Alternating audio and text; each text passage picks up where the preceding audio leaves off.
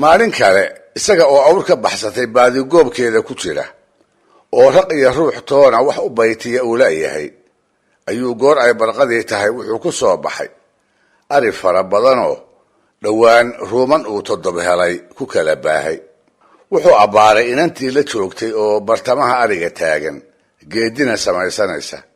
faraskii uu ku joogay intuu soo ag joojiyey ayuu nabdaadiyey dabadeedna ku yidhi gabarey waxba awr baadi ah ma aragtay waxay tidhi indha kama qaadin ha yeeshee balaan maleeye awrta mid dabali imu ku jiray wuxuu yidhi haa markaas bay tidhi mid illi'i isna ma ku jiray wuxuu ku jawaabay haa markaas bay ku tidhi haddaba raadkoodii uun baan arkay ee ruuxoodii ma arage dhinacaas iyo qorraxa dhaca bal ka baadi goob sidii ay kula talisay ayuu yeelay galabgaabkiina halkii ay farta ugu fiiqday ayuu ugu tegey iyaga oo si wacan geedaha luqmaha ugula jira hareerigii toomahana ka hamuun beelay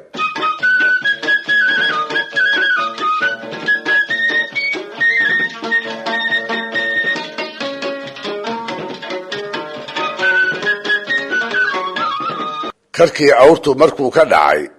ayaa wiilwaal hadalkii gabadhu ku soo duxay habeenkii meel uu ku baryeyba barqadii uu la kulmay teedihan ayuu isla meeshii ugu yimid iyada oo aad moodo ariga iyo iyaduba ilaa shalay inaysan docna uga dhaqaaqin markii la isnibdaadiyey kadib ayuu weydiiyey gabarey awrka dabadala sideebaad ku garatay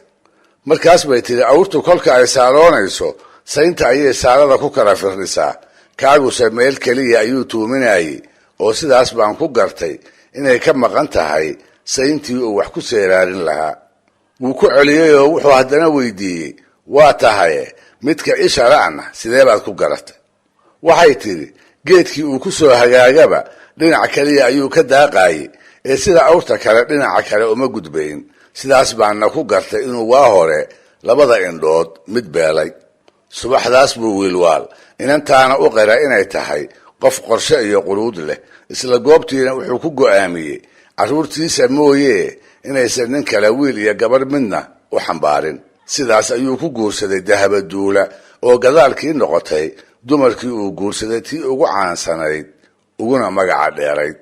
dhegaystayaal barnaamijkii dhaqanka iyo hidduhu maanta halkaa inoo joogo waa inoo toddobaadka soo aadan iyo sheekooyin kale oo ku saabsan garaad wiilwaal